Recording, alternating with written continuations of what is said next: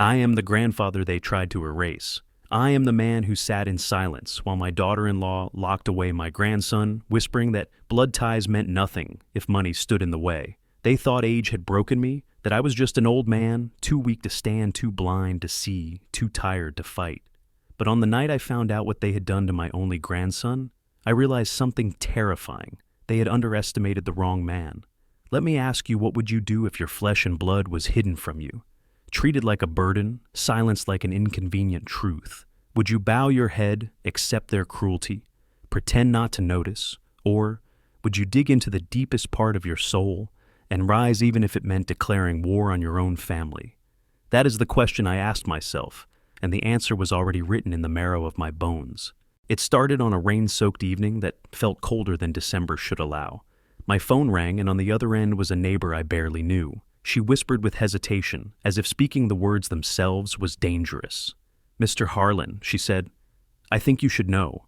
I've seen your grandson Evan. He's alone a lot, sometimes at night, sometimes in the rain." The line crackled, but her words burned like fire. My heart slammed against my chest. I asked her why she was telling me this. She hesitated, then said softly, "Because I can't stand it anymore. I see him looking out the window like he's waiting for someone who never comes." Then the call ended, leaving me staring into the silence. I drove through the storm to their house, the wipers fighting to keep the windshield clear. Every mile was heavier than the last. I was not invited. I was not expected. But blood has its own compass, and mine pointed straight to him. When I arrived, the house was lit up like a photograph from a glossy magazine. Warm light spilled from the windows, the sound of laughter echoed from behind the walls, and parked cars lined the street. They were hosting a dinner, raising glasses celebrating something, while outside the storm roared. But there was no sign of my grandson. I stood there in the dark rain dripping down my coat when I noticed the faintest flicker of movement in the upstairs window. A shadow, small and lonely. I knew it was him. I knew he was up there, hidden, silenced. My hands clenched into fists. That boy had my blood, my name, my promise. And they thought they could hide him from me. They thought wrong. I walked up to the door soaked to the bone, and before I even knocked, I could hear Jessica's voice, sharp and rehearsed, telling their guests about the new marble countertops, the imported rug, the life she pretended she had earned. Marcus. My son laughed along, trying to keep pace, but his laughter was hollow. And all I could think was, while they polished their image, my grandson was upstairs unseen. My knuckles hovered over the door, but I pulled back. Not yet. Timing matters in war, and make no mistake, this was war.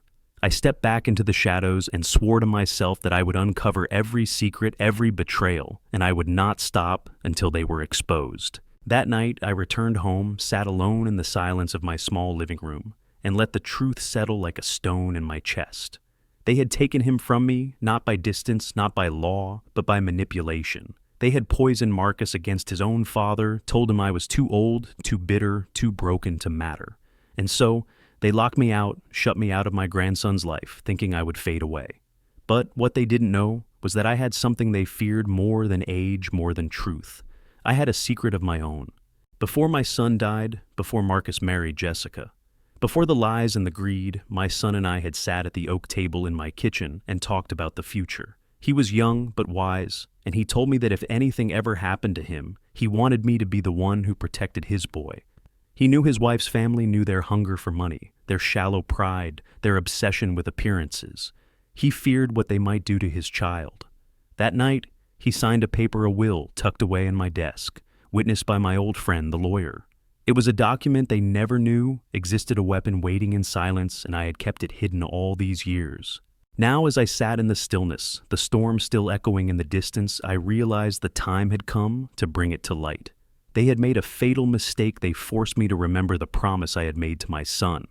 Protect him. Protect his boy. And I would, at any cost. So, let me ask you again, what would you do if your grandson's future was dangling between dignity and betrayal? Would you look the other way, or would you fight like hell, even if it meant standing against your own blood? If you believe a child deserves love, before luxury, comment 1 right now. If you think I should have stayed silent, then maybe you've never held the tiny hand of someone who trusts you completely. I didn't choose this war. They started it the day they tried to erase me, and I am about to show you what happens when you corner an old man who has nothing left to lose. Before the storm, before the secrets and the betrayals, there was a time when my family felt unbreakable. I remember Sunday mornings when the smell of pancakes filled the house, when Marcus was still a boy with scraped knees and big dreams, when his laughter echoed through the yard as I pushed him higher and higher on the old wooden swing. Back then, we had nothing but each other, and somehow that felt like everything. My wife Caroline kept the home alive with warmth, and my son filled it with purpose. We were not rich, not in the way Jessica's family measures wealth, but we were rich in something that money can never buy: loyalty.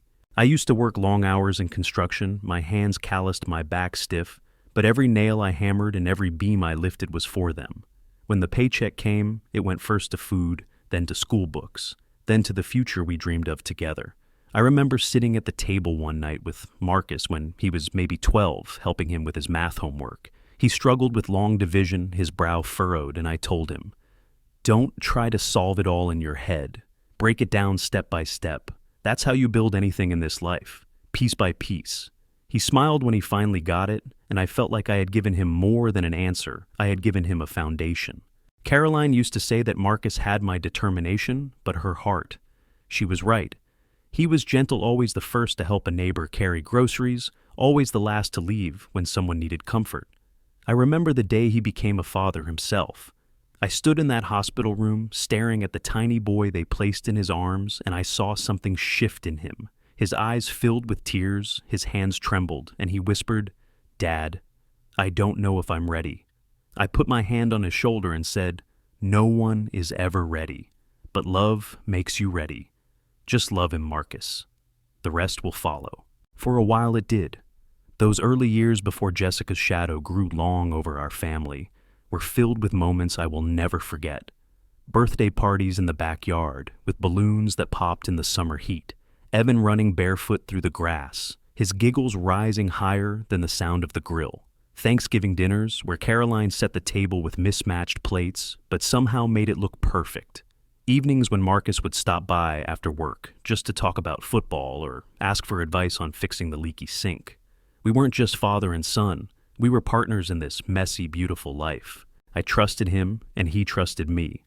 When Caroline passed, it was Marcus who stood by my side, who helped me sort through her belongings with trembling hands, who promised me that he would keep the family whole.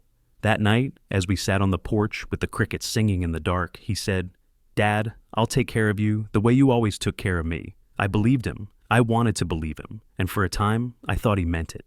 Even Jessica in those first months seemed like a blessing. She was charming, polished, the kind of woman who knew how to make a good impression.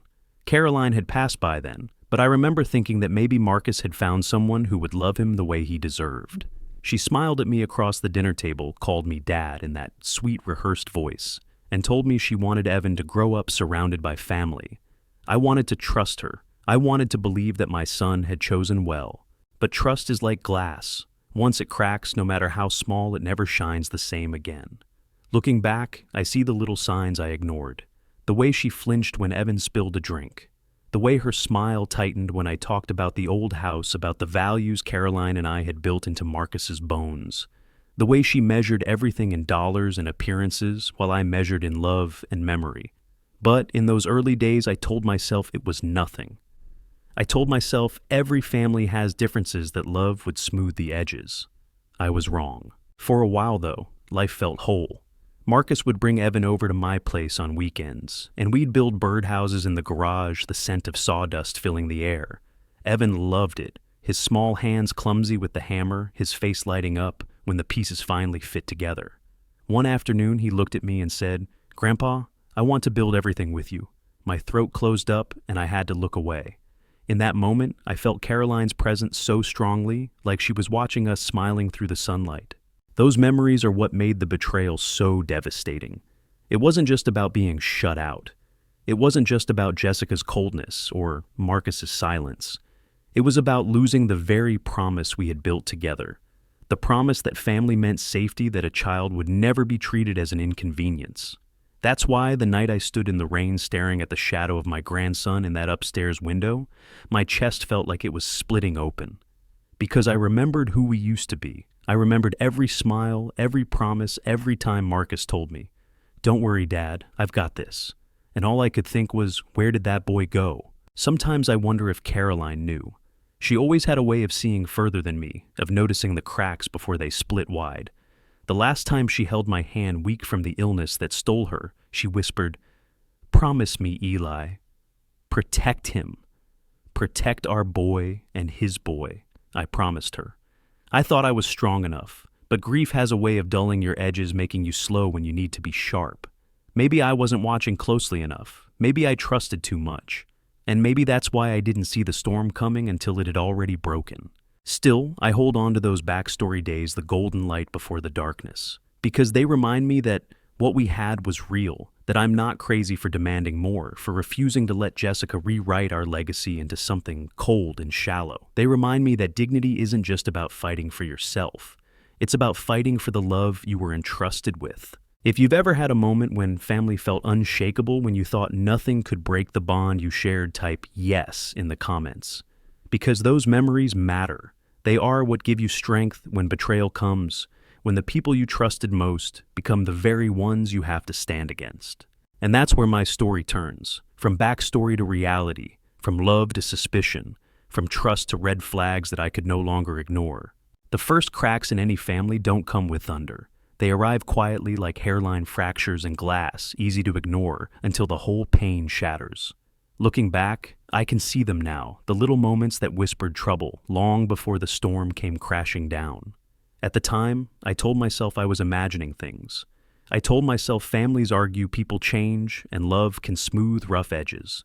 But the truth was staring me in the face, and I looked away because I wanted to believe. I remember one evening when Marcus and Jessica invited me over for dinner. It was supposed to be a simple meal, just family. Jessica had set the table with polished silverware and wine glasses that looked too delicate for hands like mine. Evan was sitting in his chair, fidgeting with a toy car, when he accidentally knocked over his cup of juice. The liquid spilled across the white tablecloth, and Jessica's face twisted not in concern for the boy, but in fury over the stain. "Evan," she snapped, her voice sharp as glass. "Do you have to ruin everything?" The boy froze his eyes wide, his little hands trembling as he tried to dab at the mess with his napkin. Marcus said nothing. He just lowered his head, muttered something about kids being clumsy, and kept eating. My chest tightened. It wasn't the spill that mattered. It was the way she looked at him, as if he were an obstacle to her perfect picture. Another time I came by unannounced, carrying a box of wooden toys I had carved for Evan. When I knocked, Jessica opened the door, but didn't invite me in. She blocked the doorway with her body, her smile too rehearsed, her eyes too cold. "Oh, Eli." She said today isn't really a good day. Evan's busy. Maybe next week. I glanced past her shoulder and saw him in the hallway, his little face lighting up when he saw me, his mouth opening to call Grandpa. But before he could, she shut the door. The sound echoed like a slap, and I stood there on the porch, clutching the box in my hands, feeling the weight of rejection, not for myself, but for the boy inside who had been silenced. Even Marcus began to change. My son, the boy who once promised to take care of me, started avoiding me. Phone calls went unanswered. Visits grew shorter. Conversations became shallow, as if he were afraid of letting me glimpse the truth. I asked him once, "Marcus, is everything all right? Is Evan okay?" He forced a smile, said, "Of course, Dad. Don't worry so much. Jessica just likes her routines." But his eyes betrayed him. They were tired, sunken, carrying secrets he wouldn't speak aloud. Then came the birthday party. Evan had turned 8. I arrived with a wrapped box, a train set I had saved up to buy, because I knew how much he loved building things. The backyard was filled with balloons and neighbors' music blaring from rented speakers. Jessica was the star of the show, floating around in her designer dress, making sure everyone saw the new patio furniture, the catered buffet, the photographer snapping pictures for her social media. But where was Evan? Not at the front, not near the cake. I searched and finally found him, sitting alone at the far end of the yard. No party hat, no smile, just pushing a stick through the dirt. I walked over and sat beside him. "Why aren't you playing buddy?" I asked. He shrugged, eyes downcast. "Mom said I ruined the pictures." My throat closed up. I wanted to stand to shout, to demand answers, but instead I stayed by his side because I knew in that moment he needed presence more than protest. After that, the excuses began piling up. Jessica would call me to cancel visits at the last minute. "He's sick," she'd say, or "he has homework," or simply, it's not convenient. Weeks turned into months. My weekends grew quiet, my house empty of laughter. And every time I asked Marcus why he would repeat the same rehearsed line, "Dad, don't push it. You'll only make things worse." But worse for who? For Jessica. For him, or for the boy who was losing the only safe place he knew. The red flags multiplied. A neighbor mentioned seeing Evan alone at the park sitting on the swings long after the other children had gone home. Another time, I caught Jessica snapping at him in the grocery store, hissing through clenched teeth that he was such a burden.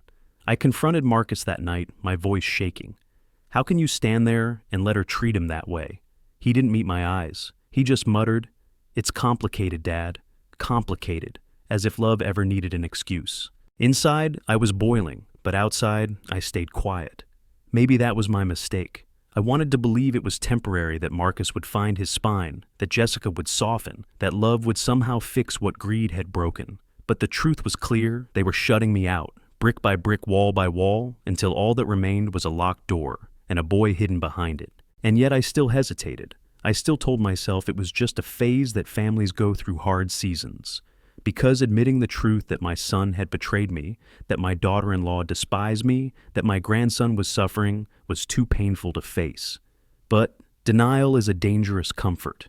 It lulls you while the fire spreads behind the walls. So I ask you, have you ever ignored the signs because you were afraid of what they meant? Have you ever told yourself things would get better, even as they kept getting worse? If you have, type "okay" in the comments. Because I did the same, and it nearly cost me everything. The cracks were there, growing wider, louder, sharper, until there was no pretending anymore. The red flags had become red alarms. And soon, one night, the secret I had been blind to would finally rip itself into the open. That was the night of the first twist. The night the truth began to bleed through the cracks was not dramatic in its setting. No storm outside, no raised voices echoing through the halls. It was quiet, deceptively ordinary. The kind of night you forget until something inside it brands itself into your bones forever. I was sitting alone at my kitchen table, the old clock ticking on the wall, when the phone rang. It was a number I didn't recognize. For a moment, I almost let it go to voicemail, but something in my gut, the same gut that had warned me about weak beams and hollow foundations on job sites decades ago, told me to answer. Mr. Vance. The voice was hesitant, female, unfamiliar. "This is Claire. I work at the law firm that handled your late son Daniel's estate." My heart stopped. Daniel, my firstborn. The boy who had died so young, leaving behind nothing but memories and a paper trail of what should have been his future. I cleared my throat, steadying my voice. "Yes, I'm Elijah Vance." She hesitated, as though weighing whether to continue. "I shouldn't be calling you, but I thought you should know. There's been some unusual activity regarding a file, your son's will. Specifically the letter of guardianship he attached for his boy." My hand gripped the table so hard I thought it might splinter beneath me. Guardianship. Daniel had left behind a will, a document that named who should care for his son if anything happened to him. I had never seen it. I had never even heard of it. The silence stretched so long, Claire finally whispered, "Mr. Vance, are you still there?" "Yes," I croaked. "Go on." Her words fell like hammer blows. "According to our records, Daniel named you the grandfather as the legal guardian of Evan, not Marcus, not Jessica, you. But after Daniel's death, the file was misplaced, misfiled. At least that's what the official note says. But last week it was requested, reviewed, and reclassified by Jessica's attorney. They buried it in an addendum so it wouldn't resurface. I thought you should know." I felt the room spin. My breath came short, jagged, like I was standing at the edge of a cliff. Daniel had trusted me with his son. My boy, even in death, had seen the weakness in his brother and the coldness in Jessica. He had written it down in black and white, and somehow they had hidden it from me all these years. After I hung up, I sat in the dark, my hand still clenched around the phone. Memories of Daniel came rushing back, his laugh, his stubborn streak, the way he used to pat me on the shoulder when he thought I was worrying too much. Dad, he once told me, family isn't about who talks the loudest. It's about who shows up when it matters. He had known, he had seen, and he had made his choice. But Marcus and Jessica had stolen it. They had hidden the very document that could have changed everything. They had kept me from my grandson, not just out of spite, but out of fear. fear that the truth would strip them of control. The anger that boiled inside me that night was different from before. Before it had been the anger of a man insulted, a grandfather excluded. But this was deeper, sharper. It was the anger of betrayal by my own blood. It was the cold realization that my silence had been their weapon. While I trusted they schemed, while I hoped they buried the truth. I drove to Marcus's house the next morning. I didn't call, didn't announce myself. I needed to see it in their eyes, the guilt, the fear. The house was spotless as always, every pillow arranged, every picture frame gleaming. Jessica answered the door, her smile tight, her voice honeyed. Eli, what a surprise, eh? But when I stepped inside and looked at Marcus slumped on the couch avoiding my gaze, I knew. They knew I knew. I said nothing at first. I just sat across from them, hands folded, eyes steady. Jessica fidgeted, smoothing her skirt, glancing at Marcus. Finally, she forced a laugh. What's this about Eli? You look like you've seen a ghost. I leaned forward, my voice low, calm, steady as stone. Where is it? Her face froze. Where is what? The will, I said. Daniel's will? The guardianship papers. Don't insult me by pretending you don't know. The silence that followed was heavier than any shout. Marcus shifted uncomfortably, his eyes darting between us. Jessica's lips parted, but no words came. Finally, Marcus whispered, Dad, please, please. That single word told me everything. He had known. He had sat in this house watching his wife manipulate the truth, and he had let it happen. My own son. I stood the weight of decades pressing on my shoulders. Daniel trusted me. I said, my voice trembling with rage and sorrow. He trusted me to care for his boy if he couldn't. And you buried that trust in the ground. You turned his son into a pawn for your greed. Jessica finally snapped her mask, slipping her voice sharp. Do you think you could raise him better? You in your little house with your outdated ways? He belongs here in this family, in this lifestyle. You couldn't possibly give him what we can. Her words sliced through the air, cold and cruel. For a moment, I nearly shouted back, nearly let my fury spill over. But then I remembered Daniel's handwriting, his voice in those papers, his trust in me. I didn't need to shout.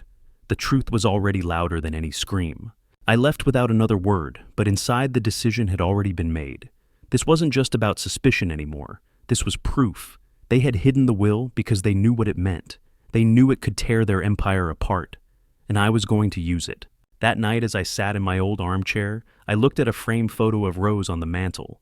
My late wife's eyes seemed to hold me steady, as if urging me on. I whispered to her, You were right, Rose. Marcus's spine is cotton, and Jessica is a storm. But storms can be weathered, and cotton burns. Daniel's boy will not grow up in that house of lies, not while I still breathe. And so, with my grandson's future hanging in the balance, I began planning. The red flags had turned into undeniable evidence, and the first twist had been revealed. The fight wasn't just coming, it was already here. So, I'll ask you this. What would you do if you discovered your family had hidden the truth, buried a will, stolen your legacy? Would you walk away, or would you fight? If you believe truth always finds the light. Comment yes below. Because this was only the beginning, and the storm was about to break wide open. When you uncover one lie, it doesn't stand alone. It pulls at 1,000 hidden threads until the whole fabric starts to unravel in your hands. After I discovered the truth about Daniel's will, I thought I'd reached the bottom. But I was wrong. What came next was not one confrontation, but a slow, suffocating siege. And every day I felt the walls closing in, not around me, but around my grandson. It started with the calls. Jessica called me, first her voice, as polished as glass. Eli, we need to talk, she said, pretending her words were an olive branch, but the edges cut deep. Let's be adults about this. What's past is past. You don't want to stir up things that will only hurt Evan, do you? That last part, the mention of Evan wasn't concern. It was a weapon. She was daring me to push forward, daring me to risk his peace of mind. Then came Marcus. He called late one night, his voice trembling like a boy caught between two parents. Dad, please don't do this, he begged. She's strong-willed. You know how she is. But she means well. We can figure this out as a family. I could hear it, the fear in his voice, the leash around his neck pulled tighter every time Jessica whispered in his ear. My son had become a shadow, a puppet in his own house. Still, I played along. I let them think I was hesitating. I answered their calls with calm words. I agreed to meet for coffee. I nodded as Marcus fumbled through his apologies. Because sometimes the only way to fight fire is to let it think it's winning until you drown it in cold, hard truth. But the pressure mounted. One afternoon, I returned home to find my mailbox stuffed with glossy envelopes. Bank notices, tax reminders, letters from lawyers I'd never contacted. They were trying to rattle me, to paint me as unstable, overwhelmed, unfit to take custody of a child. The message was clear. Stay in your place, old man. This battle is bigger than you. But they had underestimated me. I'd spent 40 years in construction negotiating contracts, fighting greedy developers who thought they could cut corners. I'd seen men try to bully me with paperwork and numbers before, and I'd beaten them with patience, persistence, and proof. The hardest part wasn't the legal games. It was Evan. Every time I saw him, every time I wrapped him in my arms, I felt the clock ticking. He had grown quieter, his eyes shadowed with worry. One evening I asked him how school was. He shrugged eyes on the floor. Mom says I shouldn't talk about home with anyone. She says people wouldn't understand. His voice was so small, so careful, as if the walls themselves might punish him for honesty.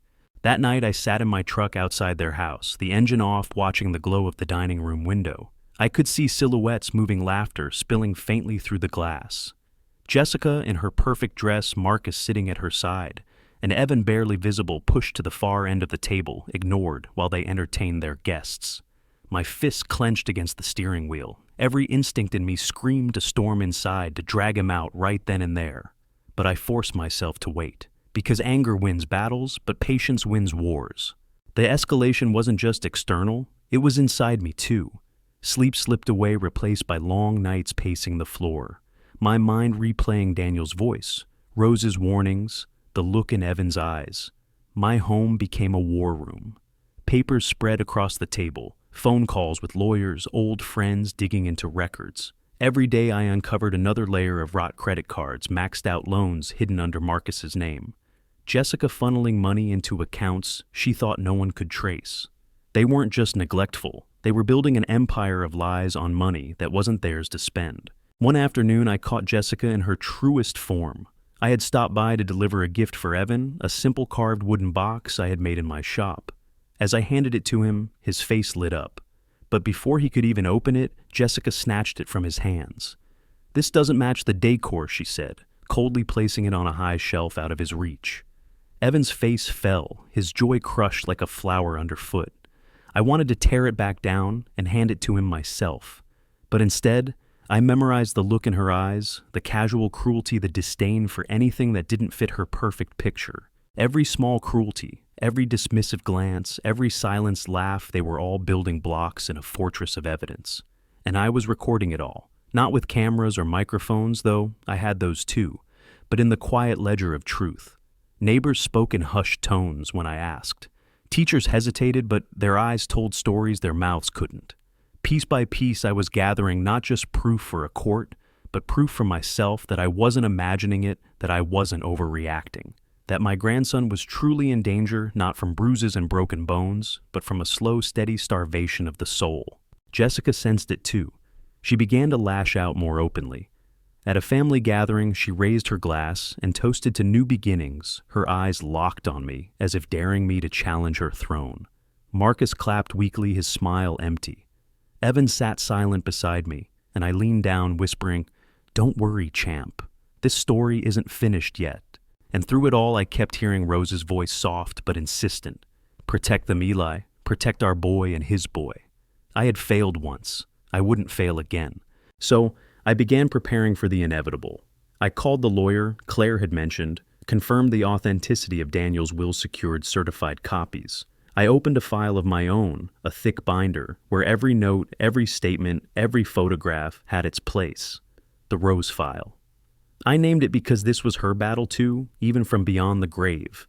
The pressure was unbearable. My phone rang at all hours, threats hidden behind polite words, manipulations, wrapped in the language of family. But the more they tried to shake me, the stronger I grew. Their desperation was proof that they knew the truth was on my side. And then came the night that pushed everything past the point of no return. I had gone to drop off Evan after spending the day with him at the park. He was smiling for the first time in weeks, clutching the little kite we had flown together. When we reached the front door, Jessica stood waiting, arms crossed, lips pressed into a thin line. "He's late," she said coldly, snatching him by the wrist. "He has rules in this house, and you're spoiling him." The look in Evan's eyes, fear, resignation, was the final nail. I stepped closer, my voice low but sharp. "Don't you ever grab him like that again?" For the first time, she flinched. For the first time, she saw not an old man, not a relic, but the oak tree my wife once told me I had to be. That night, I didn't sleep. I sat at my desk, staring at the stack of evidence, the will, the statements, the photographs. The escalation was complete. There was no going back to quiet visits and polite conversations. No going back to denial. The next move would tear the facade apart, expose every lie, and bring the storm crashing down on their perfect little world. So, I'll ask you this, have you ever felt the moment when silence is no longer an option? When you know that speaking up will burn every bridge, but staying quiet will destroy everything you love?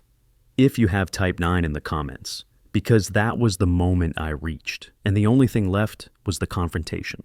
The breaking point came not with a whisper, but with a roar. For weeks the house of lies had been trembling under the weight of the truth I carried. And then, one morning, it all collapsed. I woke up before dawn, the evidence spread across my kitchen table like a battlefield map. Daniel's will, the guardianship papers, financial records bleeding with debt testimonies from neighbors. Even Evan's quiet words written down in my own hand. The Rose file was complete. I knew what had to be done. I called Marcus. My voice was steady, controlled. "We need to meet. Today. All of us." There was silence on the other end, then a weak sigh. "Dad, maybe this isn't a good time." I cut him off. "It's not a request." 10 o'clock. At the lawyer's office. "Bring Jessica." And then I hung up. By the time I arrived, the conference room was prepared. A long mahogany table stretched before me, polished to a mirror shine. At one end sat Amara, the lawyer Claire had connected me with, her expression calm but sharp. A woman who knew the weight of words on paper could crush even the loudest pretender. Beside her sat the thick burgundy binder that now held my family's fate. They came in late, of course. Jessica leading the way, heels clicking on the floor like gunshots, dressed in a cream suit that screamed money control power. Marcus trailed behind, shoulders hunched, face pale, clutching his briefcase like it could shield him from what was about to happen. And then, for a fleeting moment, I saw Evan standing in the hall with the receptionist coloring quietly, unaware that his entire future was about to be rewritten. Jessica's smile was brittle, but her voice was sweet as poison. "Eli," she said, sliding into a chair, "this feels so unnecessary. We could have handled this at home like family." I didn't return the smile. I didn't even look at her. I placed my hand on the binder and said, "Let's begin." Amara's voice carried the weight of judgment itself. She opened the file, her words crisp and deliberate. "This meeting has been called to address the conditions of Daniel Vance's will, specifically the guardianship clause regarding his son, Evan." Jessica shifted in her seat, her eyes narrowing. Marcus swallowed hard. Amara continued reading aloud the words Daniel himself had written years ago, words that now echoed like a ghost in the room. "In the event of my passing, I entrust guardianship of my son, Evan, to my father, Elijah Vance.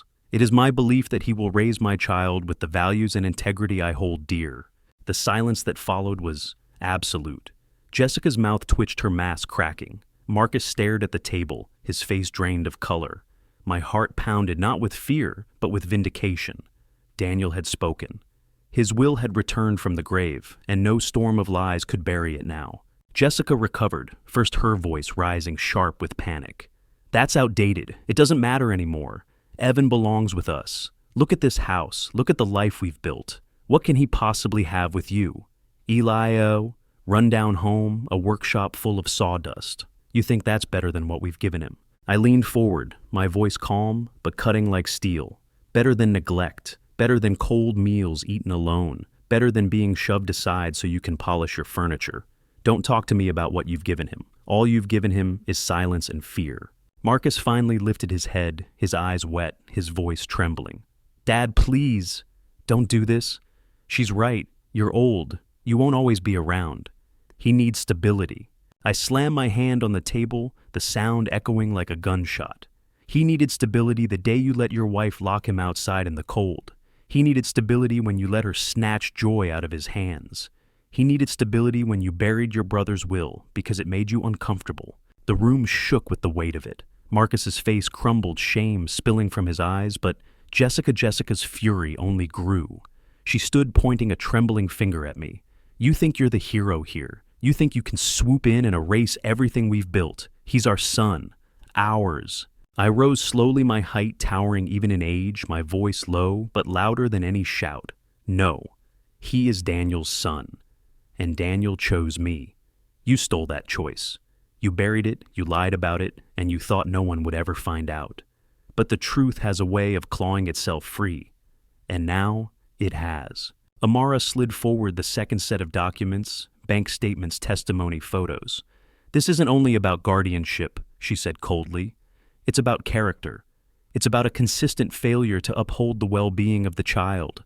Financial recklessness, neglect, emotional cruelty, all of it documented. Jessica's face drained of color. She looked at Marcus desperate, but he wouldn't meet her eyes. For once, her hurricane found nothing to tear apart. She was a storm that had finally met the mountain. And then the final blow. Amara pressed play on a small recorder. Marcus's voice filled the room, weak, desperate, unmistakable. This house is our main asset. It's our equity. You're jeopardizing our entire future with all this drama. The sound of his own betrayal echoed like a church bell announcing judgment. Jessica's head fell into her hands. Marcus closed his eyes, the shame suffocating him. I turned to them, my voice steady as stone. You taught your son that things matter more than people, that rugs matter more than warmth, that money matters more than love. But today you learn what matters most of all consequence. Jessica tried one last time, her voice breaking. You can't do this. You'll ruin us. I leaned across the table, my eyes locked on hers. You ruined yourselves the moment you put greed above your own child. The silence that followed was heavier than any scream. And then Amara's voice, final and unyielding. As of this moment, guardianship is transferred. Evan will reside with his grandfather. The trust, the assets, the property, all of it will be restructured under his name. You have 30 days to vacate. The words fell like a gavel striking. It was over. Jessica collapsed back into her chair, her face pale, her eyes hollow. Marcus whispered, "Dad." But there was nothing left to say. For once, silence was the only truth he had. I walked out of that room, my legs trembling, but my head high. In the hallway, Evan looked up from his coloring book, his eyes wide, searching.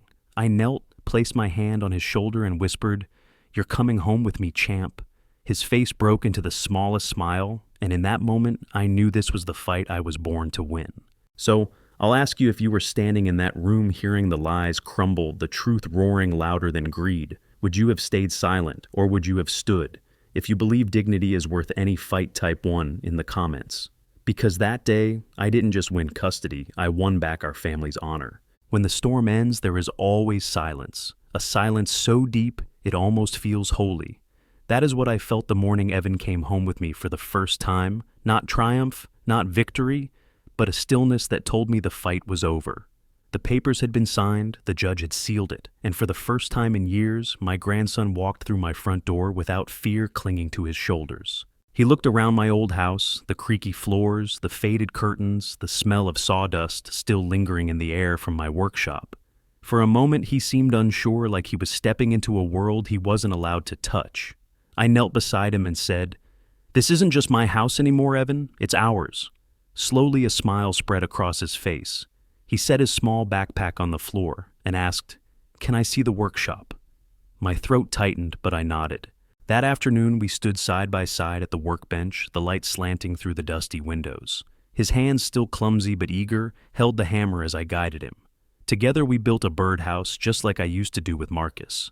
But this time, there was no tension, no shadow of Jessica's disdain, no silence forced upon him, just laughter, just wood nails and the sound of hope being rebuilt. When we finished, Evan looked at it proudly and said, "This one's ours, Grandpa. No one can take it away." The weeks that followed were not easy. He woke some nights crying nightmares, pulling him back into the house he had left behind. Sometimes he flinched when he dropped something, expecting a sharp word or a cold stare. But slowly with each day, the weight lifted. We found new rituals, pancakes on Sunday, stories. By the fireplace, long walks by the river. where he would tell me about school, about his dreams, about the things he was finally brave enough to say. As for Marcus and Jessica, their empire crumbled as quickly as it had been built. The debts they thought they could hide swallowed them whole. Without Evan as their pawn, without the trust money they had tried to control their polished world, cracked. Neighbors stopped visiting, whispers spread through town, and the once proud queen of marble countertops and designer dresses became just another woman, standing in line at the grocery store, her eyes empty, her pride shattered. Marcus, my son? I mourned him even as he still lived. He called once, his voice hollow. Dad, I'm sorry, but apologies after betrayal are like ashes after fire, remnants of something that can never be rebuilt. I told him the truth. You chose silence, Marcus, and silence has consequences. Then I hung up. Was I cruel? Some might say yes, but cruelty would have been letting Evan grow up in that house of lies. Cruelty would have been betraying Daniel's trust, breaking Rose's last request. What I did was not cruelty. It was justice. And yet justice is never clean. It leaves scars. It takes pieces of you. I lost a son in the process. I lost years to silence and doubt. But I gained something greater. I gained my grandson's laughter back. I gained the dignity of knowing I had kept my promise. I gained the peace of looking at Rose's photo and whispering I kept him safe. I kept them both safe. The neighborhood began to notice the change too. Teachers called to say Evan was participating in class, again raising his hand with confidence. The neighbor who had first warned me stopped by with cookies, tears in her eyes telling me she could finally sleep knowing he was all right. Even strangers at church would pat my shoulder and say, "You did the right thing, Eli." But I didn't do it for them. I did it for the boy who had once looked out of a window into the rain, waiting for someone who never came. Now he didn't have to wait. Now he knew he was not forgotten. One evening as we sat on the porch watching the sunset, Evan turned to me and asked, "Grandpa, are you going to get old soon?" I laughed softly. "I'm already old, champ." He shook his head serious. "No, I mean, are you going to leave me like Dad and Grandma did?" His words pierced deeper than any blade. I pulled him close, looked him in the eyes, and said, "Everyone leaves someday, but until that day comes, I'm here, every morning, every night, every moment. You're not alone anymore. You'll never be alone again." He nodded, and for the first time I saw relief in his eyes, a piece that had been missing for far too long. That was the resolution. Not the papers, not the courtroom, not the financial collapse of those who wronged us. The resolution was a boy finally sleeping without fear, a home filled with laughter again, and a legacy of dignity restored. So, now I turn to you, the ones listening to my story. Maybe you felt betrayal by your own blood. Maybe you've seen greed tear apart what love built. Maybe you've been silenced, overlooked, underestimated. But hear me, dignity is not given, it is reclaimed. Sometimes you have to stand against the very people you once held closest. Sometimes you have to burn bridges to save the ones standing on them. And sometimes the fight you think will break you becomes the fight that saves everything. If you believe family is more than money, if you believe love must always come before pride, then type yes in the comments. And if you've ever had to fight for someone who couldn't fight for themselves, hit like, because stories like these aren't just mine, they're ours. I am Elijah Vance. I am a grandfather. I am a man who was supposed to fade quietly into the background. But when they tried to erase me, when they tried to bury the truth, I stood. And in standing I found not just justice, not just revenge, but the dignity my family thought was lost. And that, my friends, is something no storm can ever wash away.